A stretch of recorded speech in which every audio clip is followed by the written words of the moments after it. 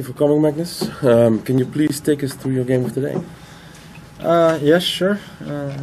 So today I was black. What did you think about this opening? No, I was very surprised. So maybe she was listening to the old Russian saying that you should try not to play against your own openings, and since I played this once before, maybe she thought I'd be uncomfortable facing it. So. And were you? I mean, not particularly, but I was wondering which line to choose because there are many possibilities here. So this is one of the more solid ones. Well, here obviously there are many options. For example, she can take on d6 here, and bishop d6. It's probably going to be more or less equal. So you felt she was ambitious? Yeah, she was probably just trying to play an interesting game, and yeah. So here, I mean, I felt I was doing more or less okay. If she takes at some point, I take back. I get some open lines, and it should be fairly comfortable. And what she did looks very tempting, but it's probably not very good. So I can take the pawn, of course. And now if I take here, then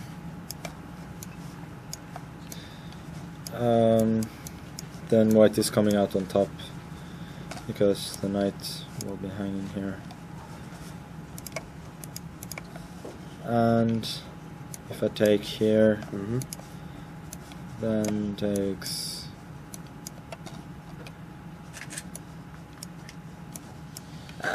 well, this is playable, but it seemed to me just a little bit too dull. For example, queen g4.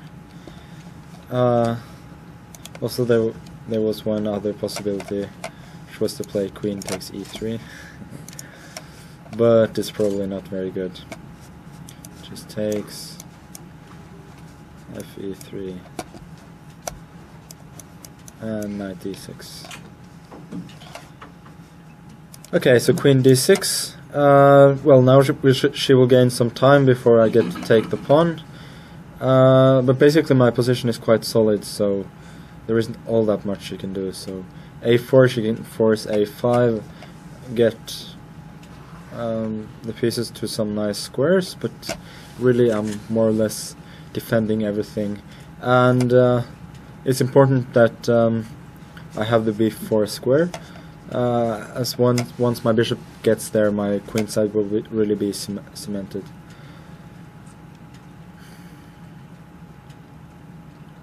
Okay, so g5 is natural, just to get something going on the king side.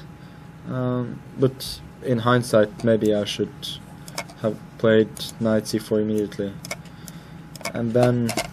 Well, there aren't any mate tricks because of the bishop on h2, but at least I haven't weakened my position, so that was probably better. And here, I don't know if knight c4 is such a good plan. Maybe I should do something like rook e8. And although she does have some compensation, I think it's a pretty good extra pawn. So. Well, now I realized what I'd done wrong, because suddenly I saw that in this line she would have bishop e5, and I couldn't really see what else to do here because she's regaining the pawn, and there's still some kind of unpleasant pressure. But the endgame, if you give back the pawn and, for example, put your bishop on f7.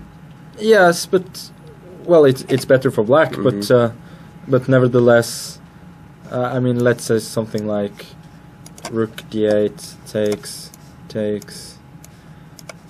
bishop f7, rook c1, maybe rook c2 actually, in order to have knight e1, and well, I have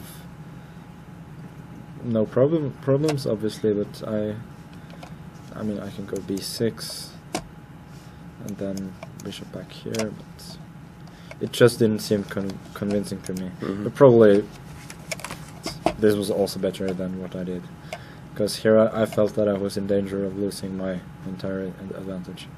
And at which point did you spot bishop e5? No, when I had spotted it when I played bishop f3, but I hadn't when I played knight c4. Okay. Now it's just... actually, I was so sure that I needed to play rook d3. It was only afterwards that I discovered that rook d3 might be an alternative here. And then something like this, or also if rook d3, then queen c7 is obviously not dangerous. And okay, black wins. So maybe this was an option. I don't know. Okay, but the game she didn't really... No, I was a little bit more worried that she would go bishop c3. And here I can, for example, keep an advantage by exchanging rooks, then exchanging the queens, but nevertheless she always keeps some drawing chances. But I was happy to force the bishop here, since now it seems like I've got good control over some key central squares. By the way, it's important to note that this loses just to... and rook takes e5. And now queen, rook f8 check, and king d7. not takes because of this. Wow, maybe it doesn't work. Ah, it does work actually. Rook f7, and now not king c6 because of rook f6, but rather king d8. And then you'll take an f8. Finally, yes. Finally, I'll... And now there's no queen f5. Okay. Anyway, bishop here. Now she cannot take the pawn, obviously, because of bishop d2. And also, if she tries to go b3, with the point that after c3 there is pretty good compensation, although black is still better. Then I guess I can go just rook d1 instead. Takes, now c3. Or maybe this is still an option here. Okay, let me just wait a second here. Ah, no. I found out after all that I can go bishop. I can just go h5 if she takes them h4. So this was not an issue actually. Rook f1. Well, g4. I was trying to play it simple. Yeah, she still has drawing chances here. Because, well, my pawns are a little weak, and I would like to have a couple more moves, like b6, king b7 or something like that to consolidate, but it's not so easy to get it in. The problem now is that she gets rook f4, and now I couldn't really see a way to keep the pawn. So I have to give it back, or I don't have to, but I like this idea anyway. And okay, she's gotten the pawn back, but still, it's very difficult to defend. I'm not sure she played the best way here, but it's okay. So, what was do you think the decisive mistake, or it's not quite clear? I think she should definitely have gone queen f4 here. Okay, then I can actually go bishop d6 and exchange the bishops, but still, I think it's a better chance.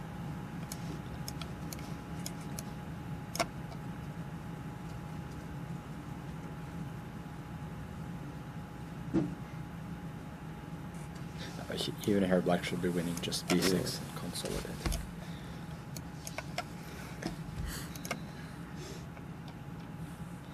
Yeah, okay.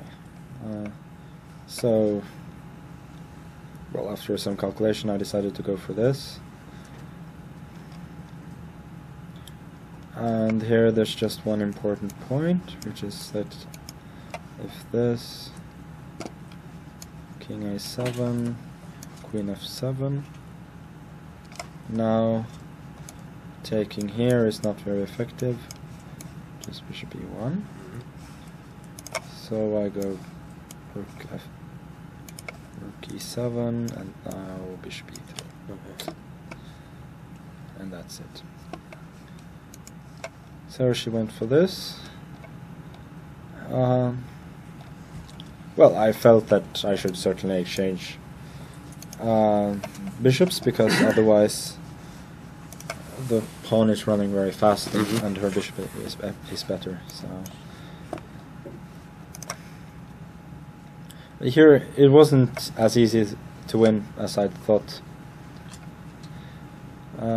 since if I try to run, she can go g5, a3, g6, and it's not so easy to queen the pawn. I can try queen d5, now queen e8, g7, a2, queen a4, and yeah, then I can try to push b5. Obviously, I can exchange g7 for a2 anytime I want, but I wasn't so sure, so I decided to do this instead. With the point that, well, I'm now threatening mate, and if she does something like king g1, then king b7, and if f4, a4, she cannot really stop the pawn, and I'm always one step ahead.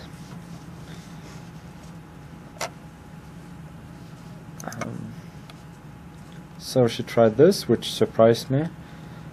I hadn't seen that at all, but maybe it was not such a bad try. I mean, b5 was just a blunder, actually. I hadn't seen that she could go queen e1 at all. So that was pretty stupid, But you're still in good shape, yeah? I think I'm still winning, but now at least she gets the queen to e5. And here I believe she should definitely have tried king e1.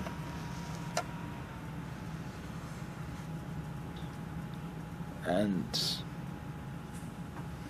I mean, I believe I'm winning, but it's gonna take some work. Yeah.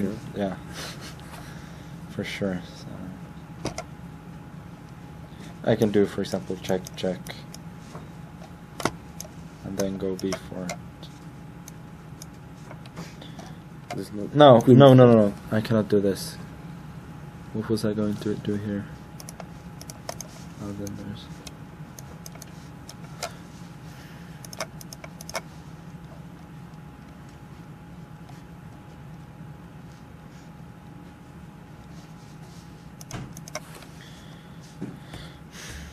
Yeah, this was definitely a better try. Maybe queen d3 is the best.